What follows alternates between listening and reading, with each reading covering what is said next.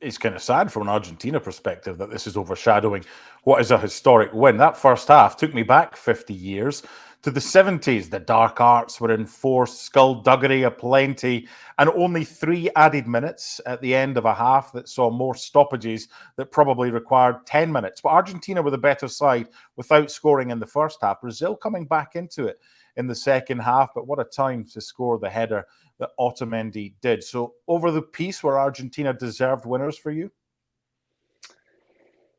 Yeah, I think so, because I believe that Argentina were better at acclimating themselves and adjusting themselves to the style of game that was played after the delay.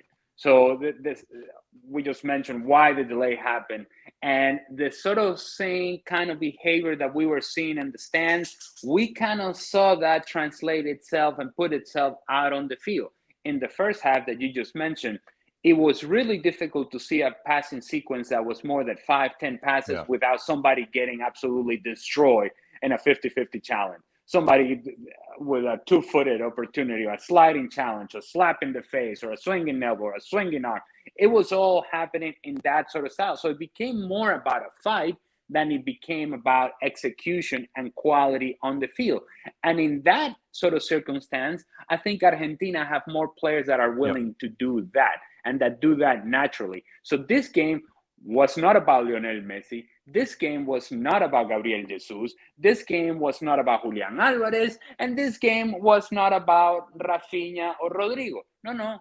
This game was about Rodrigo de Paul. It was Yeah. the Rodrigo de Paul special. The whole game took the personality of Rodrigo de Paul. And guess what? He's thriving in that game, whereas Brazil are trying to play a match and a style that this simply do not match who they are.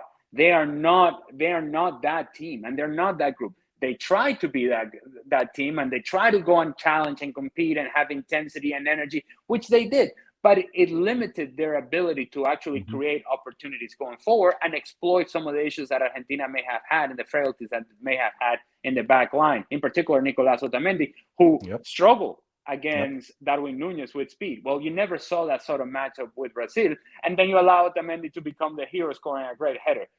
But I think it goes back to what I just said earlier. This match became the Rodrigo de Paul experience, and in that, Argentina is always going to win, and Brazil is not going to succeed.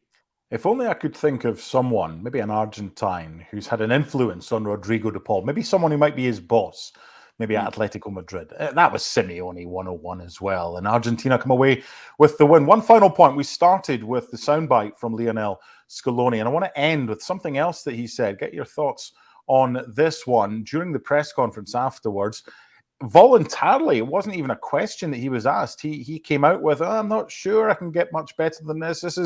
This is history. I've won the World Cup. I've won in Brazil. Simple question to you. Does Scaloni manage Argentina at the World Cup in 2026? I don't think so. Oh, wow. It certainly didn't seem like it in that press conference. And as you just mentioned, it's not like somebody actually brought up this point to him. He No. he put it out himself, and he essentially said, "Look, these players are giving me everything, and they need a manager that can give them everything. And right now, the bar it seems to be too high and unrealistic in some ways, and it's going to take somebody who comes in and actually has that amount of energy and that the willingness to give the same sort of work that the players are giving me." And I was just kind of like, wait a second. If this is not a concession speech, it certainly feels like it. It certainly feels like it's Copa America and goodbye for Lionel Scaloni. It doesn't feel like this was the speech of somebody who was saying, yeah, 2026, here we go. It's almost as if, let's make it a Copa America, Mhm. and that's about it, guys. It's going to be great. You do you, I'll do me. It's been great, but I don't think I can carry this forward. The other thing that I think is important here, he's probably seen it himself, like, we depend a lot on Lionel Messi, and he's not getting any younger. And I'm not sure what his plans are for Mhm. 2026. And I don't know what that transition is going to look like without Lionel Messi.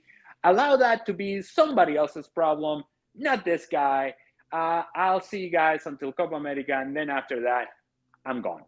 That's what it sounded like. I'm inferring a lot here, but you read between the lines, and it certainly felt like he was saying, yeah, guys, I think I'm out.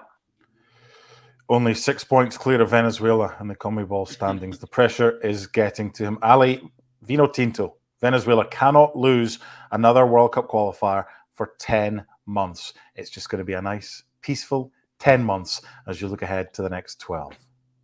Yes? Happy Thanksgiving, everybody.